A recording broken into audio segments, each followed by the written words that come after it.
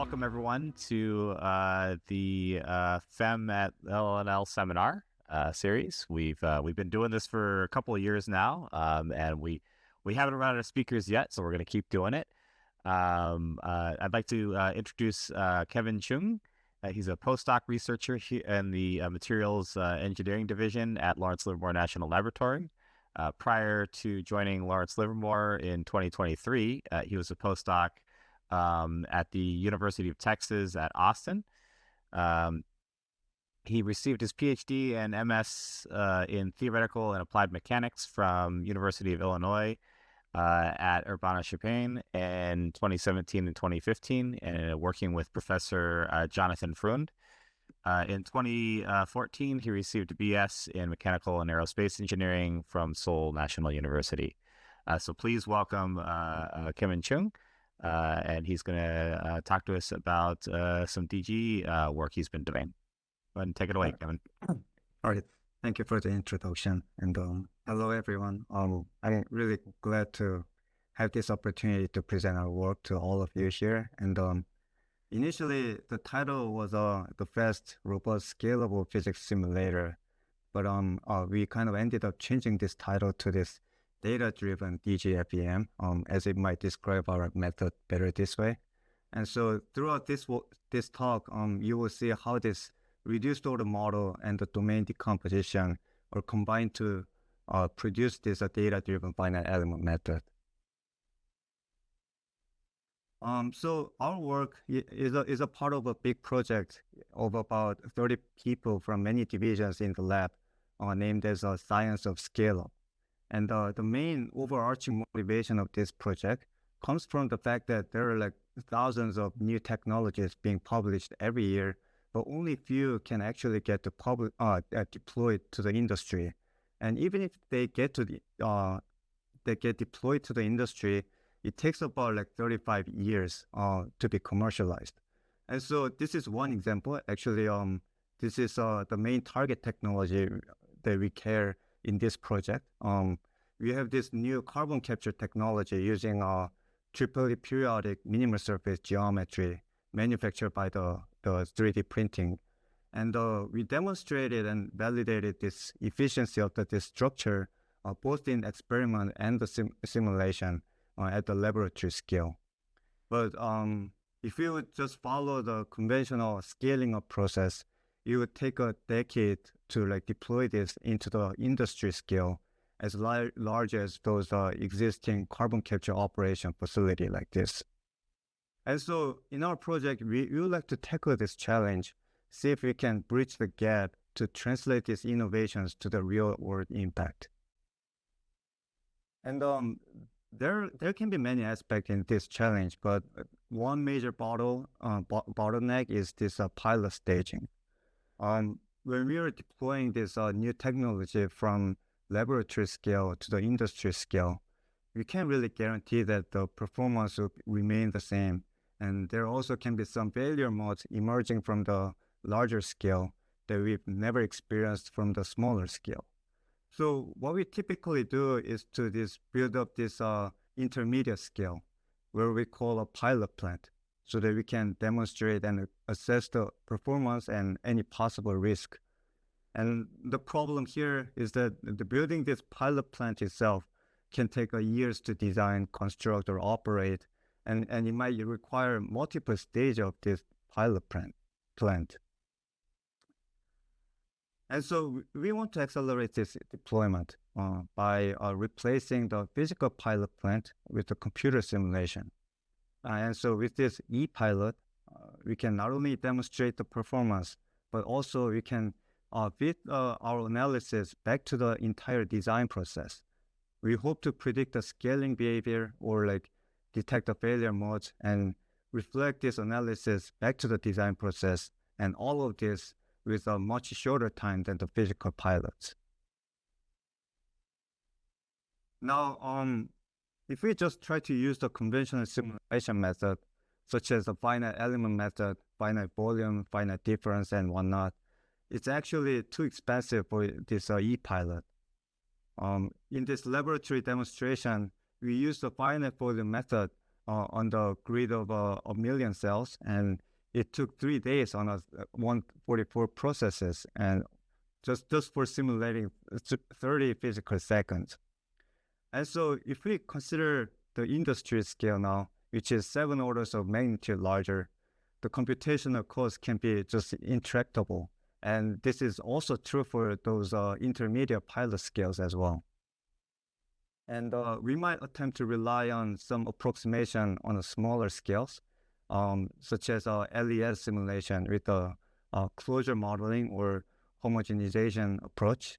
But these approximations, they can become often like render the simulation inaccurate for these larger scale systems.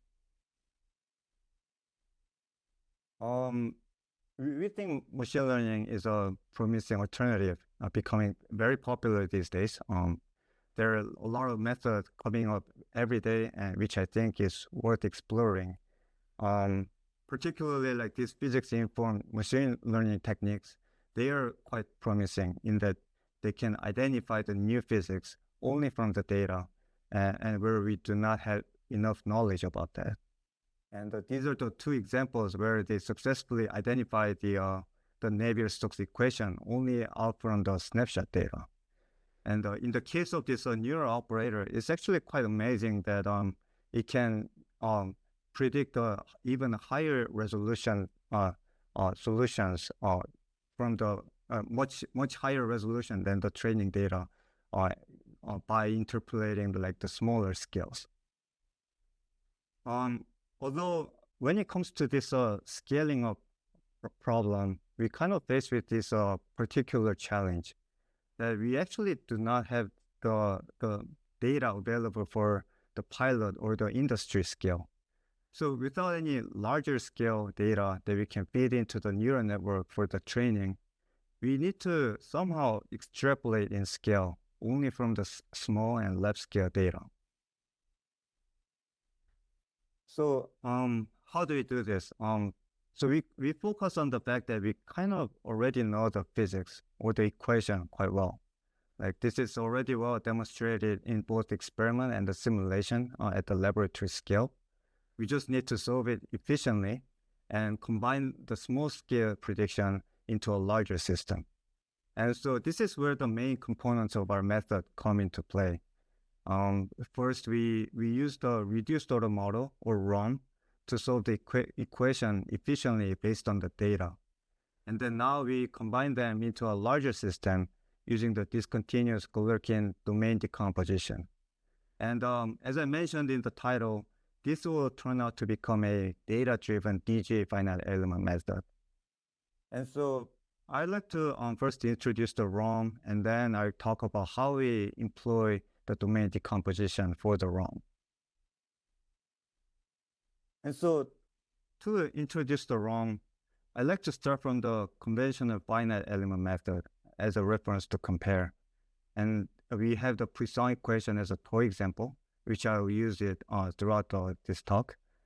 The standard Galerkin projection is to project this equation onto the test function, where the both solution and the test functions are defined in the same finite dimensional function space. And in order to make this function space close enough to the original infinite dimensional function space, we basically split the domain into many mesh elements, like typically over 1 million for a 3D simulation, with these simple geometries like triangle, square, or some polyhedrons in the 3D cases.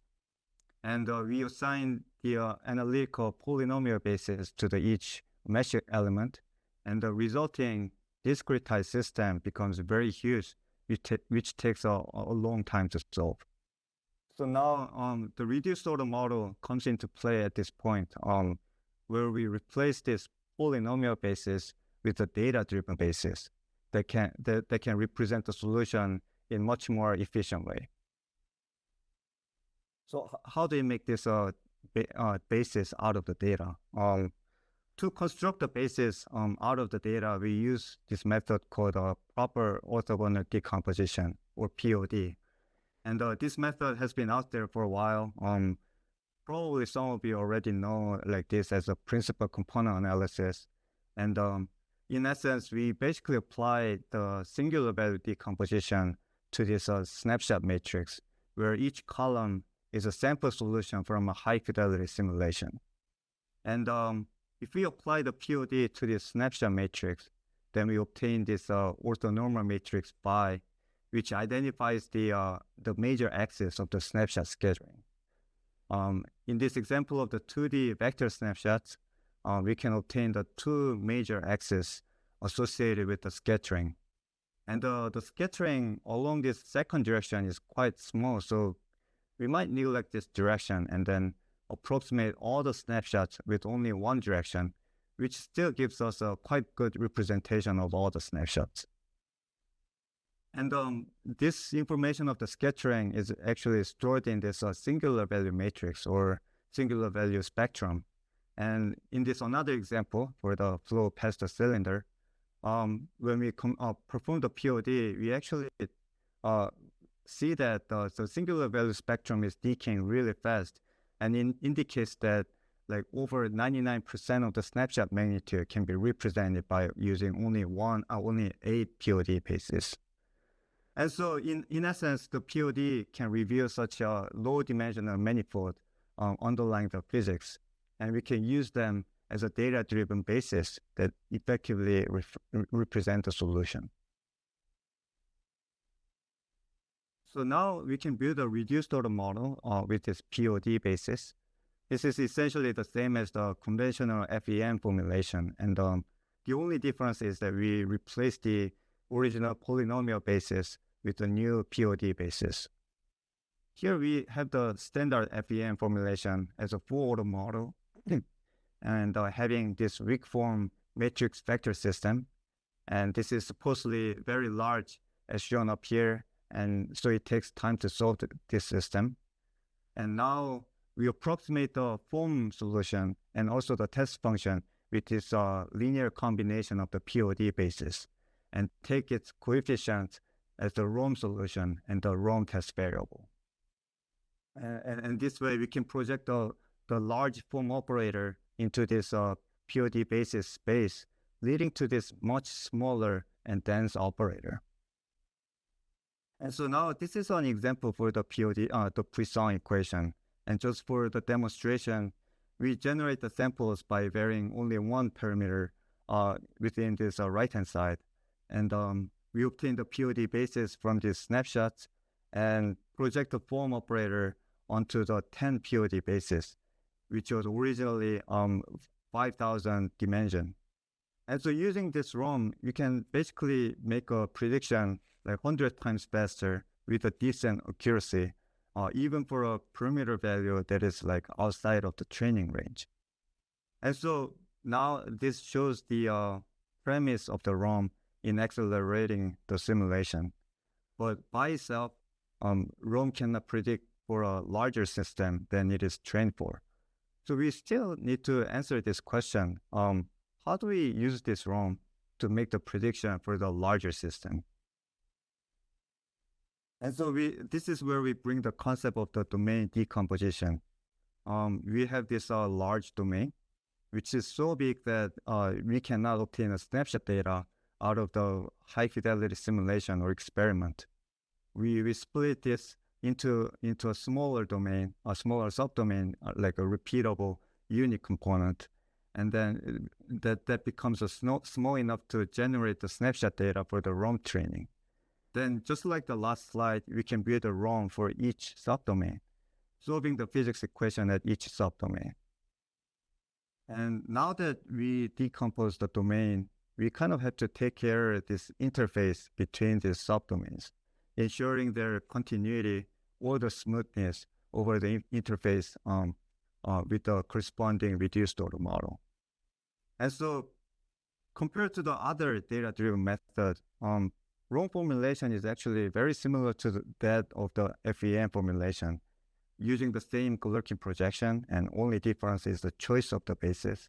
And so in some sense, ROM has a really great potential to be a finite element as long as the interface is appropriately handled. And so this is one of the main agenda in the next couple of the slides. And so There have been some active researches for this combination of the ROM and the domain decomposition, and I'd like to introduce some of them very briefly. And the first one uses this so-called static condensation domain decomposition. And here is the main essence of how they treat the interface between subdomains. We have the linear physics equation, a generic bilinear form, and the right-hand side. And we split this solution into each subdomain M, and each subdomain, we further split the solution into the particular and the homogeneous solutions.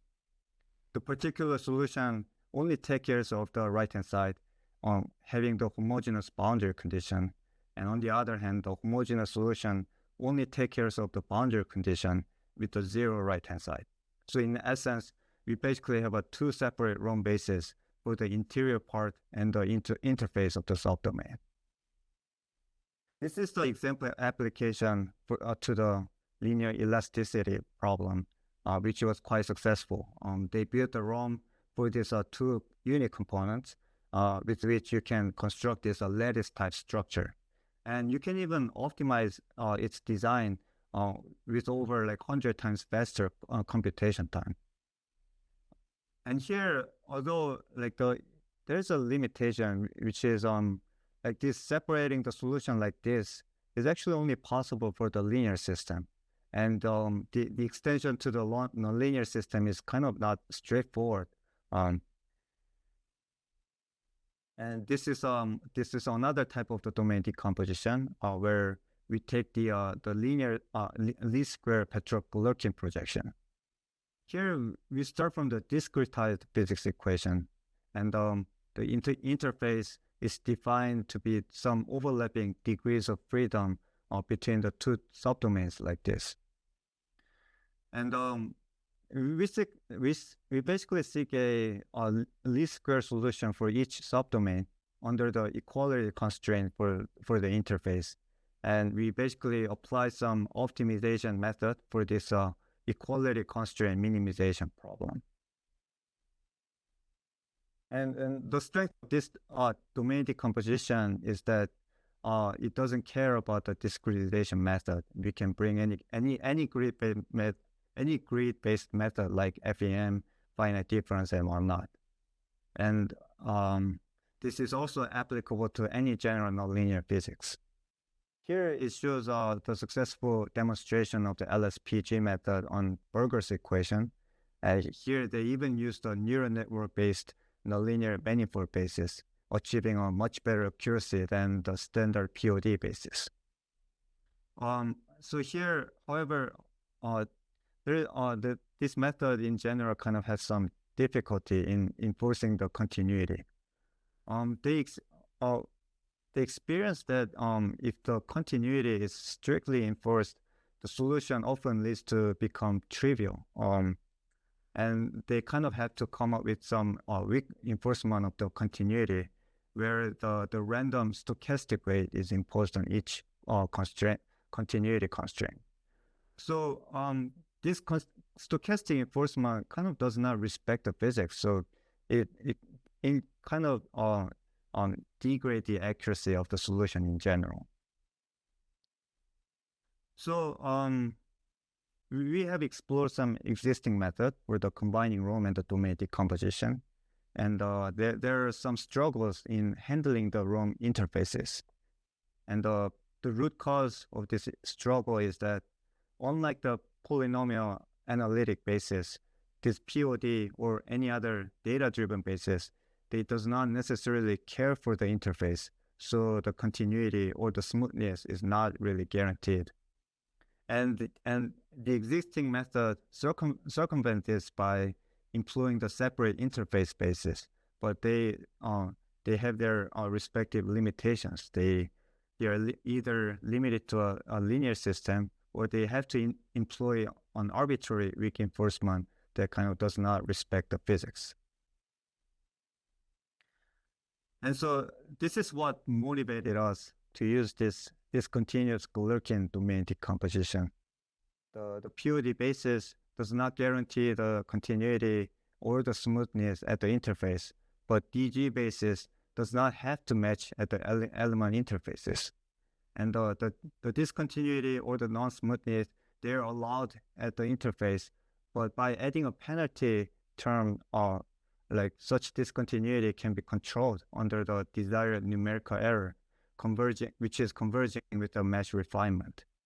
And so the theory for this DG method has been like really well established for its stability and consistency, and it has been developed for like various nonlinear physics.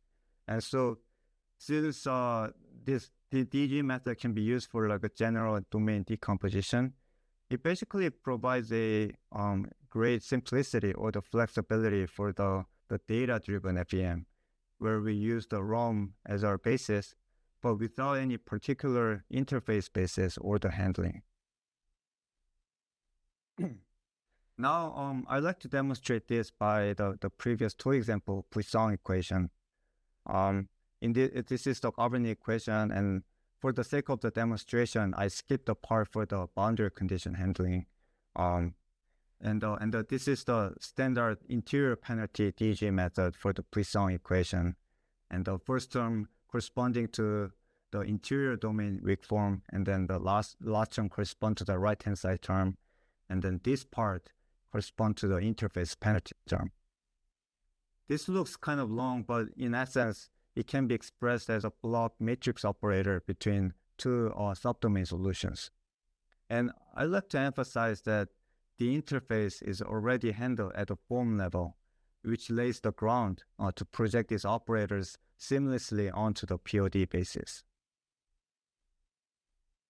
And so for this example, we generated the POD basis for the one unit square component, and which is composed of about 4,000 degrees of freedom. And we sampled this snapshot from some random sinusoidal forcing or the boundary condition. And the singular value spectrum of this resulting POD basis indicates that just by using 15 POD bases, we could represent over 99% of all the sample snapshots, showing the effectiveness of the POD basis. And now we build a ROM based on the POD basis we just generated. This is the full-order model DG formulation from the previous slide. And because the interface is already handled at this form level, what we need to do is simply replace the form vectors and the test function vectors with the POD basis combinations. And now both the interior and the interface operator can be expressed as a Galerkin projection of the form operator, reducing the dimension from the 4,000 to the 15. And basically, there is no need of separating the interface basis or the interior faces and the interface basis at the ROM level. And so now, using this unit component ROM as the DG element, you can make a prediction for such much larger system. For example, like this 32 by 32 component systems, thereby achieving this simple extrapolation in scale only with the component scale data. This is the performance of the data-driven DG ROM method. We measure the computation time and the accuracy of the ROM over 100 different test cases, increasing the size of the global system. And overall scale, ROM could achieve like about 40 times faster speed up while maintaining about 1% relative error compared to the form solution. And we only used one core here, and at the given memory limit, form can be assembled only up to like 1,000 times larger system. But on the other hand, a ROM could make a prediction way beyond that scale, where we demonstrated up to like 10,000 times larger systems. And we also wanted to check the robustness of our ROM method. So instead of using the sinusoidal forcing term that we use for the training, we actually tried this qualitatively different forcing term that looks like this spiral form. And even in this case, where ROM has never seen this kind of solution before, it was still able to predict the solution with 1% error, proving its robustness. Okay, with that as a proof of concept, we are basically working on more applications to the more general physics. And one example I'd like to show you here is the incompressible Stokes flow, where the solution is composed of the flow velocity and the pressure. And we use the same standard interior penalty DG method for the Stokes flow, which is essentially the same as the Poisson equation. And the only difference here I would like to point out is that each operator, either interior or the interface, they become a saddle point block matrix system, reflecting the indefinite nature of the original physics equation. And for the Stokes flow, we want to demonstrate it for the flow has the arrays of 4 different unit objects, and including the empty domain. So having the five different unit components. And we want to make the snapshots rich enough to represent the generic solution. So we solve the form equation on the random 2x2 array configuration with some random inflow boundary conditions. And so these are 2 examples of the 2x2 arrays with the different inflow conditions. And the inflow profile has a uniform velocity with a sinusoidal perturbation, where these parameters are basically selected randomly. Yeah. And so from these samples, we generated the POD basis for the 5 different unit components.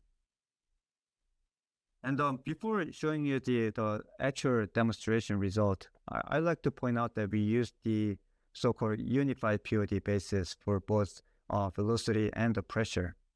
And so for this POD operation, each snapshot is given as a pair of velocity and the pressure. And so the resulting POD basis is also given as the pair of velocity and the pressure. And what that means is that basically we infer the linear correlation between velocity and the pressure from the data and constrain them by that linear correlation and represent it as one single vector. And as a result of using this unified basis, the projection of the form operator is not the saddle point system as for this the original form operator, rather than being this monolithic matrix operator. And now, just like the Poisson equation, we achieved a similarly good performance for the Stokes flow. Overall scales, we achieved about 15 times faster speed up while maintaining 1% relative error over all scales. And this is the one test prediction for the 32 by 32 array from some random inflow. And we can see that, sorry, the flow tends to accumulate over the empty components like this. And at some point, we observed that the flow speed actually increase like 10 times larger than the training data. And even in that case, nonetheless, like the ROM can make a prediction with up to like a 3% error, showing its ability to predict this emergent phenomenon coming up in the larger scales. Okay, so this is about the premise of the ROM and for its good performance. And earlier I mentioned about that like the POD can reveal the low dimensional subspace underlying the physics. And here I showed the singular value spectrum for either Poisson equation or the Stokes flow, which decays exponentially fast. And this indicates that the snapshots can be well represented only with 200 basis for Poisson equation or 400 basis for the Stokes flow. And basically the convergence rate of the ROM closely follow this singular value spectrum. We can see here that as we increase the number of the bases up to 200 or 400 here, the relative error decays very fast. And here we did this for an extrapolative test. And so this solution has some component outside of the snapshot. And because of the rest of the POD bases, they are not trained for that extrapolated cases. And so the accuracy does not improve once the bases exceed 200, but the error still remains small. And on the other hand, the computation time increases only linearly with the number of the bases. So as a result, we can achieve a reasonably good accuracy with the only few bases, while we are saving a lot of the computation by using only the few like ROM bases, like around this range. Okay, so for the last few slides, I would like to talk about our recent ongoing work toward the generic nonlinear physics. We're extending the Stokes flow work to the steady Navier-Stokes flow with the nonlinear advection term. And the DG formulation has this additional nonlinear weak form, which depends on the velocity. And if you are to evaluate this weak form kind of naive way, then we will perform a numerical integration where we evaluate the term at every element and every quadrature point. And by doing that, we're basically throwing or like gaining no benefit of the dimension reduction by using the POD basis.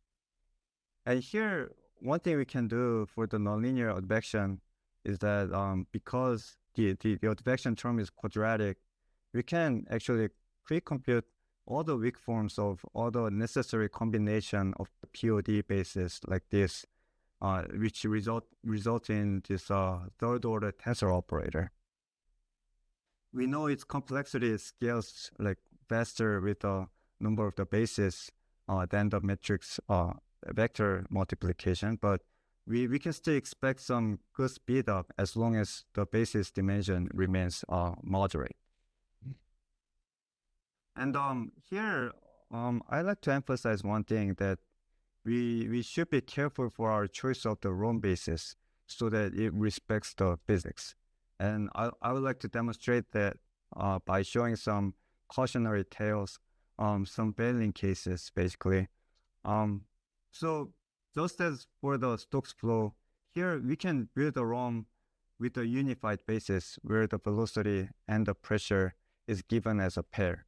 But if we do this for the Navier-Stokes flow, the ROM is actually fails to converge in the Newton iteration, as shown up here. The residual cannot be equals to zero, like as we've seen in the Stokes flow cases.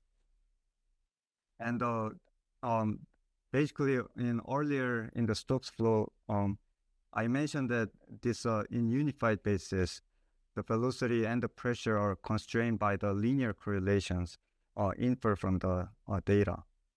And this was sufficient for the Stokes flow system because the physics there was still a linear system. But now that the nonlinear advection comes into play, this linear correlation breaks down in the data as shown up in this figure. And this means that you can no longer represent the velocity and the pressure with one single vector, and we should treat them in a separate way. And using this separate basis, this leads to a new ROM projection, which becomes a saddle point system similar to its form counterpart. And so, does that solve the issue? The answer is actually no. Separating the velocity and the pressure, it allows us to get the convergent solution. But we observe there is something wrong in the pressure. When we see this pressure here, overall it looks okay, but we kind of observe that there is some spurious discontinuities over the interfaces. And the reason for this is that the solution space for the saddle point system must satisfy the well-known inf-sub condition. And now that the ROM becomes a saddle point system, just as the standard FEM, the ROM basis is also subject to the same inf-sub condition. And for the POD basis, we generated a large number of the snapshots, and all of which follows this incompressible divergence-free conditions. And so what happens is that because all the snapshots are the divergence free, the resulting ROM basis is also becomes divergence free. So when we look at this ROM operator, this pressure related blocks becomes nearly singular and making the pressure underdetermined. So that like leading to this spurious mode of the pressure. Okay, so this observation basically imposes a need of augmenting the velocity basis with some compressible component, so that we can stabilize the pressure.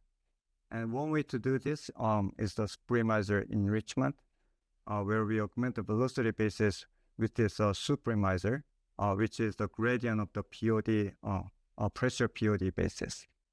And so by adding this orthonormalized compressible components, we can again achieve the fast, robust prediction for the extrapolation in scale for the steady Navier-Stokes equation. Here we demonstrated this on the 16 by 16 array, which was the maximum size that we can assemble the form in the single core. And using 120 bases in total, we could achieve about 19 times speed up, with only 1% error for both velocity and the pressure. And we are working on the demonstration at the higher Reynolds number as well at this point. Okay, so we're planning to extend this method toward the general nonlinear physics, not just the quadratic advection term. And I'd like to introduce one concept which can be used for the generic nonlinear term. And again, I'd like to compare it with the standard FEM, where we use the analytical polynomial basis, and we evaluate the weak forms at the prescribed quadrature points with the weight. And now, in the data-driven FEM, we've seen that we could replace the polynomial basis with the POD basis. And similarly, we can try to replace the prescribed quadrature point with this empirical quadrature point, and that can approximate the integral with much fewer point evaluations. And so, similar to the POD, we can obtain this EQP by solving for the minimal set of points and weights that can approximate the weak forms for all the snapshots and the POD basis. And this shows an example EQP points we obtain for the nonlinear advection operator. And by using this about 150 EQP, instead of using all the quadrature point at all elements, you can gain a similar performance we obtain with the tensorial approach. And now we are planning to implement this on the multi-component ROM case as well, and thereby demonstrating the flexibility of this data-driven DG finite element method. Okay, we are in active development of this data-driven FEM in an open source code scale-up ROM, and this is based on the FEM and the libROM package, and we are planning to extend it toward the unsteady Navier-Stokes flow and the nonlinear elasticity. And we are also considering the prediction of the extremely larger systems, where we have to rely on the iterative solvers. And having a preconditioner is crucial for such cases, and so we're kind of working on like how do we make a preconditioner for this ROM FEM system. And we got some good preliminary results where we can benefit from the algebraic multi-grid method. And there are so many engineering problems you can use this method. I mentioned the direct error capture in the beginning, and we also considering the design of the large heat exchanger for the data center cooling, which is composed of these complex geometry structures. And so, okay, lastly, I just like to thank our Science of Scale-up reduced order modeling team for their contribution and advices. This work would have been impossible without them. And I would also like to thank for our libROM group within the lab who gave us a lot of help and insights from the reduced order model. And so with that, I would like to conclude my presentation, and thank you for listening to my talk. Thanks, Kevin. That was excellent. So I've got a couple questions, but I'll hold them and let other people chime in. Does anyone else have any questions? Okay, well I'll jump in with one of them. So you've got these sort of scaled up ROMs where you've got these little ROM elements that you're Right. stitching together. Can you put geometry on those too? You did everything in a nice unit square, but the real world can you do it on a bunny rabbit? Can you have like ROM cells conforming to the shape of the bunny rabbit? And actually, could you do it in higher order too? Could you have higher order projections on those ROM cells as well? Okay, so I guess I'll start with the answer of yes. I This square like boxes, they're kind of for the sake of the demonstration. Yeah, of course. I guess the only constraint at this point is that like the interface part, all the meshes has to be conforming, so that their edges or like their faces and the vertices, they have to kind of match to each other. I think it might be possible to extend it toward the non-conforming meshes, but I haven't like, kind of thought about that yet already. Yeah, And extending to any conforming mesh, that's a pretty broad class, right? And that's not going to hold you back much. right, yeah. I think you mentioned about the higher order as well, but I kind of like didn't follow that question exactly. What do you mean by the high order? Could you use basically high order elements for your ROM elements in the scaled up version, right? So could you use like curved geometries and that sort of thing, right? Actually, yeah, I guess yeah, I haven't like actually because we only demonstrated on the square boxes, but I guess we should have like maybe done it. But I think in principle, I think it should be possible. And actually, I'm kind of using the third order basis, like third order meshes for like making these components. So I think in principle it should be possible. Yeah. Yeah. FEM supports all that, so it's Yeah. all the machinery is there as long as it applies to this sort of scale up approach. Basically, yeah. I'm kind of cherry picking from the engine. Yeah. Yeah. Other questions? Just feel free to unmute and chime in. I'm Sang Lee from Florida State. Really nice talk. Just quick question. So you talked about this high Reynolds number and such on, but using this discontinuous Galerkin, do you preserve this like local mass conservation like features whenever you're doing the ROM?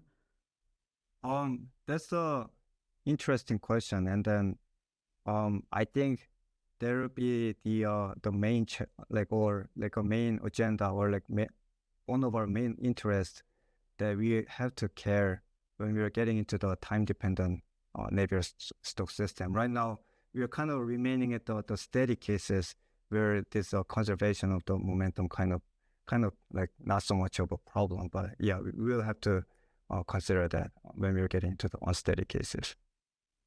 Okay, thank you.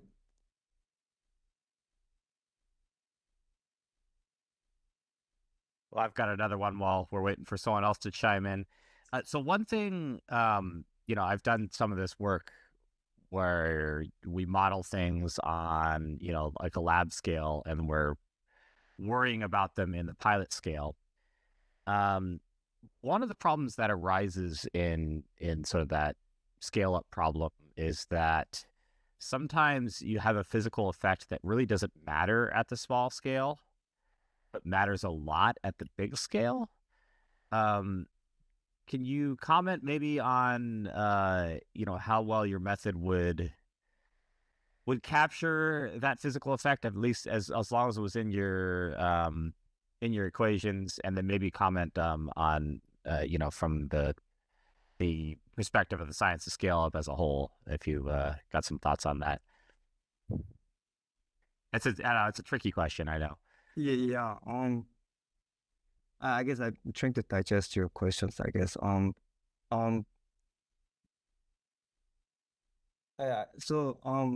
guess, yeah, I'm big, how to say that?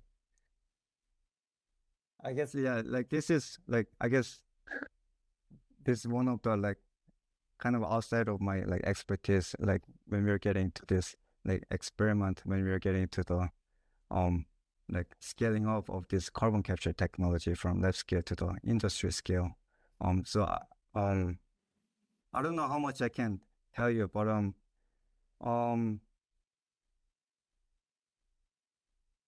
maybe okay. Can you refine a little question a little bit? Like when you mentioned by like some physical properties like not important in the smaller scale, but becoming like important in the larger scale. Like kind of, can you elaborate that a little bit more? Sure. So say, I mean, maybe you've got, you've got some system where you've got a bit, you got a tank, and the temperature of the fluid in the tank matters a lot, right? And if the tank is small, it's all well mixed. But if you scale this tank, if you scale this tank up, now you've got a temperature gradient across the tank. And so so that's a physical effect that maybe you've got heat diffusion in your equations, but you're really not exercising it at the small scale. Okay. It matters at the big scale, right? So that's that's maybe a more well-defined question. So how would your method be able to sort of at least capture that situation? That's an interesting question. Okay, so actually, like in the science of a scale-up project, one part of the team kind of working on like that kind of similar approaches. Actually, they kind of are working on this one-dimension like model, like with some non-dimensionalization, so that like as long as you keep this dimensionless group to be the same, you can kind of achieve the dynamic similitude. And then, but then when they were trying to demonstrate this, like comparing some lab scale and then some much like a larger scale like experiment, they kind of have to take care of like maintaining their assumptions, basically. Like they kind of assume that like the radial variation is like much smaller than the axial variation. But then like as the system gets larger, like the condition at the wall, like they can be like kind of becoming different from those smaller scales. But I guess that's actually like one strength over like the DG ROM method, actually, because what we are doing here in principle is that we are still solving for this first principle equations. We are not really taking any like further assumptions about that, and so basically we are only like reducing the subspace of the functions, but other than that, there's not really like much of assumptions getting in there. So I think that's actually one of the strengths that we can still like predict this emergent phenomena from the larger scales. Right. So you basically you don't have to exercise the different bits of physics with data for this. Right. To work. Right. So yeah, and a lot of ROM building exercises, if you don't have the data near there in that regime, you don't exercise it, and then your model just doesn't have it.